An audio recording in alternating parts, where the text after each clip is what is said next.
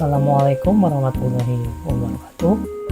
Perkenalkan, nama saya Hersan Kurniawan, selaku mahasiswa dari Politeknik Negeri Banjarmasin di jurusan Elektro dengan prodi Sistem Informasi Kota Cerdas. Di sini saya ingin mendemonstrasikan hasil dari proyek saya, yaitu Sistem Informasi Manajemen Event. Apa itu Sistem Informasi Manajemen Event? Sistem Informasi Manajemen Event atau bisa disingkat sebagai SIMAV merupakan sistem yang dirancang untuk mendukung pengelolaan event di lingkungan kampus secara terstruktur dan terintegrasi. Sistem ini mengelola data event mulai dari kategori event, unit kegiatan mahasiswa atau UKM sebagai penyelenggara, peserta, pendaftaran, serta admin sebagai pengelola sistem. Untuk UKM atau unit kegiatan mahasiswa di sini itu cakupannya luas, bisa Ormawa atau mungkin juga bisa BEM. Tujuan utama SIMAV adalah untuk mempermudah proses administrasi event mulai dari perencanaan hingga pencatatan peserta.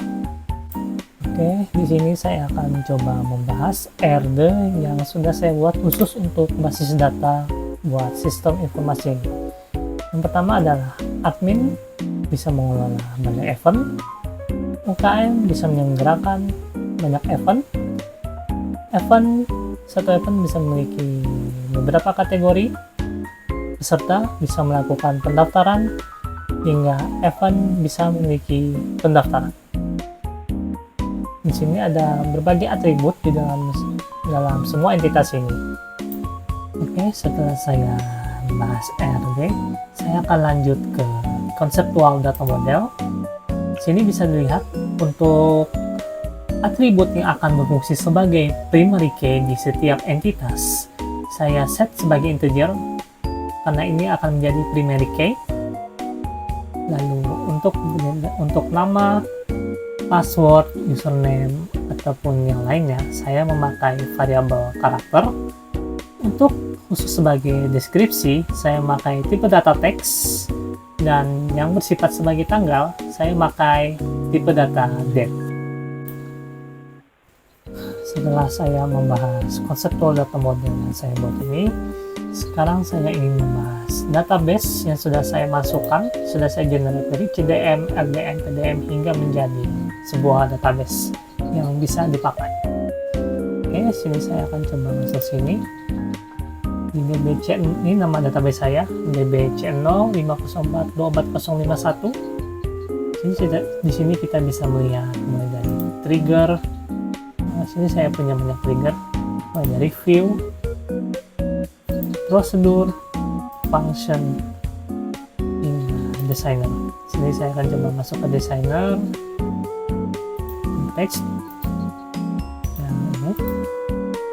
Oke, sini adalah desain relasi dari database saya, mulai dari pendaftaran, event, kategori, UKM, peserta, hingga admin. Oke. Setelah saya membahas database ini, saya akan lanjut ke web yang sudah saya buat ini. Sini adalah landing page. Landing page ini berisi tentang informasi mengenai deskripsi sistem informasi ini. Lalu ada deskripsi fitur-fitur yang akan ada di dalam web ini, dan ini juga deskripsinya dari sistem informasi manajemen event. Oke, saya akan mencoba masuk. Oke, pertama kita akan masukkan dulu email. Sini saya akan masukkan email admin, lalu masukkan juga passwordnya. Oke, nah seperti ini tampilan dari dashboard untuk sistem informasi manajemen event. Di sini bisa kita lihat kalau di dashboard ini ada berbagai macam widget yang terhubung ke dalam database ini, mulai dari widget event, peserta, pendaftaran, UKM, dan kategori. Dan sini juga ada widget chart untuk melihat status event yang aktif. Di sini terlihat bahwa di sini event aktif ada 5. Dan juga ini juga chart. Lalu sini berisi informasi event terbaru yang baru saja dibuat. Dan juga di sini kita bisa ganti temanya, mau yang dark atau light. Seperti ini tampilan untuk light. Saya akan pakai yang dark saja. Oke, pertama saya akan bahas bagian admin. Admin di sini berfungsi untuk bisa login ke dalam sistem informasi manajemen event ini. Misal, tadi kan kita masuk sebagai pakai email ini, admin.silmot.com. Coba kita akan masuk ke pakai data admin yang lain. Sini saya akan coba logout. Oke, setelah saya logout, sini akan coba saya masukkan email dari data pada fitur admin. Misal saya pakai email ini. Lalu saya akan masukkan passwordnya.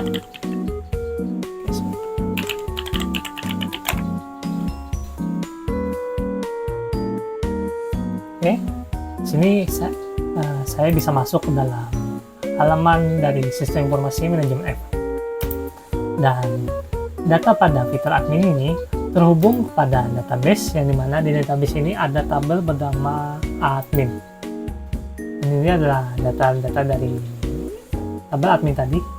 Ini yang kita login tadi, yaitu tes@gmail.com, maupun sini statusnya 0. Jadi seperti itu untuk fitur admin. Sekarang saya akan lanjut ke fitur UKM. UKM sini merepresentasikan unit kegiatan mahasiswa yang berperan sebagai penyelenggara event dalam sistem SIMAP seperti yang saya jelaskan sebelumnya.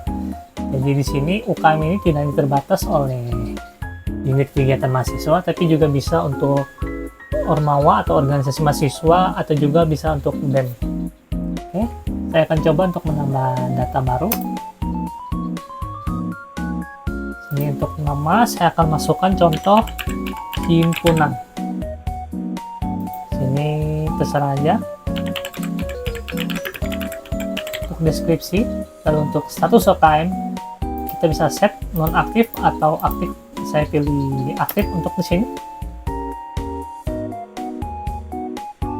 Oke, kalau sudah dibuat, nanti data yang akan baru kita masukkan ini akan masuk ke dalam tabel UKM. Coba kita lihat. Nah, sini baru saja muncul tadi yang himpunan. Jadi seperti itu untuk fitur UKM.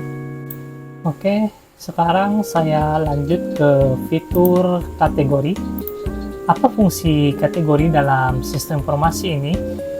Kategori itu digunakan untuk mengelompokkan event berdasarkan jenis atau karakteristik tertentu, sehingga memudahkan proses pencarian dan pengelolaan data event. Jadi kita coba untuk membuat data kategori baru. Misal untuk kategori saya akan masukkan musik. Misal musik seperti lomba musik, pentas musik, atau lainnya. Ini untuk sebagai deskripsi. Oke, created berarti berhasil. Nantinya ini untuk kategori akan masuk ke dalam tabel kategori. Sini terlihat data sudah masuk. Ada typo dikit tapi tidak apa-apa lah. Jadi seperti itu fungsi dari fitur kategori. Setelah bahas kategori, sekarang saya akan lanjut ke bagian fitur event. Apa fungsi fitur event di sistem informasi ini? Event berfungsi untuk merepresentasikan kegiatan atau acara yang diselenggarakan. Data event akan dikelola oleh admin dan dapat diikuti oleh peserta yang ada di sini. Misal saya ingin membuat data baru untuk event. Misal sini saya pilih untuk admin yang akan membuat event ini adalah yang kita login tadi, itu Herkun. Untuk kategori kita akan pilih musik. Lalu untuk UKM penyelenggara saya akan pilih himpunan, dan nama eventnya adalah sembarang, bisa lomba musik. Untuk deskripsinya bisa seperti ini. Dan untuk tanggal event saya akan pilih tanggal 31.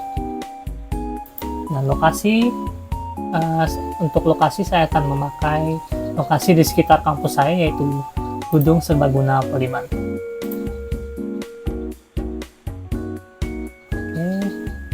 data sudah masuk. Nantinya data ini akan masuk ke dalam tabel event. Oke, sini terlihat bahwa data yang baru dibuat tadi sudah masuk ke dalam database. Untuk bagian event ini saya punya hal yang unik. Di sini saya ada punya trigger yang bernama trigger event expired. Jadi apa fungsi dari trigger ini? Fungsi dari trigger ini adalah mengubah status event. Saat ini status event akan menjadi nonaktif jika tanggal event sudah lewat. Misal tadi kita set dari tanggal jadi tanggal 31 nih. Sekarang saya set menjadi tanggal 28 dan ini kita biarkan aja untuk status eventnya menjadi aktif. Nanti akan otomatis berubah. Nih kita akan coba simpan data yang sudah diubah nih. Oke, kalau sudah kita akan coba lihat di event. Nah, di sini terlihat bahwa status dari event musik ini menjadi nonaktif. Itulah fungsi dari trigger TRG event expired. Oke, pada seperti itu saya akan coba ubah lagi menjadi tanggal 31. Jadi seperti itu untuk fitur dari fitur event. Sekarang saya ingin membahas fitur dari peserta. Jadi apa fungsi dari peserta ini? Peserta ini berfungsi untuk merepresentasikan pengguna atau mahasiswa yang ingin mengikuti atau mendaftar pada event yang ada di sini. Misalnya ada seorang mahasiswa yang tertarik nih jadi pada event lomba musik. Jadi nanti admin akan mengarahkan mahasiswa tersebut untuk mendaftar lewat di SI ini. Misal kita menambahkan new peserta. Untuk namanya saya akan pakai nama saya, karena saya juga adalah mahasiswa dari Poliban. Untuk email juga pakai email dari mahasiswa Poliban tersebut. Untuk nomor juga ya. Lalu kita akan buat. Oke, ini email sudah terdaftar. Kita akan pakai yang lain.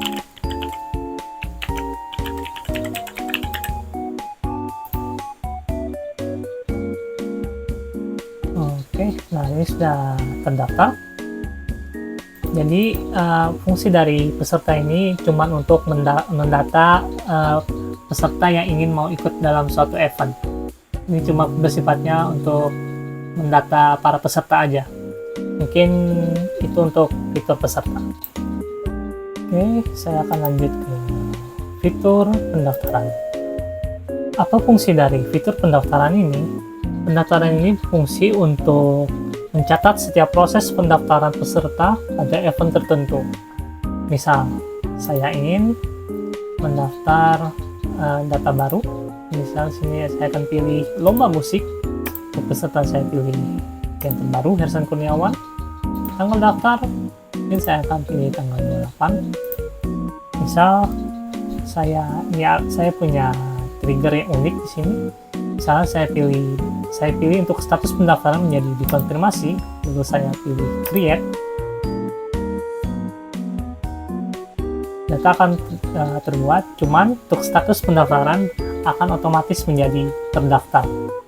Kenapa bisa menjadi seperti ini? Karena ini adalah fitur dari trigger bernama trigger auto status pendaftaran. Apa fungsi dari auto status pendaftaran ini? Nanti trigger ini akan men-set untuk status pendaftaran menjadi terdaftar. Coba kita lihat sini. Pada tadi saya pilih dikonfirmasi, tapi akan menjadi terdaftar di sini. Jadi itu kira-kira dari fitur pendaftaran. Selain trigger tadi, saya juga mempunyai trigger khusus untuk pendaftaran, yaitu trigger cegah double pendaftaran. Jadi seperti apa fungsi dari trigger ini? Oke, pertama kita akan buat data baru, cuman untuk data ini kita akan buat sama persis seperti yang tadi kita buat sebelumnya. Saya pilih lomba musik, Hersan Kurniawan, lalu pilih ini 28, terus statusnya juga kita pilih terdaftar. Lalu apa yang akan terjadi? Nah, nanti akan muncul error seperti ini yang ada tulisan peserta sudah terdaftar pada event ini. Ini adalah fungsi dari trigger cegah double pendaftaran. Jadi kalau misalnya ada admin lalai malah tidak sengaja memasukkan data secara double, nanti akan muncul peringatan seperti tadi, yaitu peserta sudah terdaftar pada event ini. Jadi seperti itu fungsi dari trigger cegah double pendaftaran, dan ini adalah fungsi dari fitur pendaftaran ini. Yang terakhir saya akan membahas fitur log. Apa fungsi dari log ini?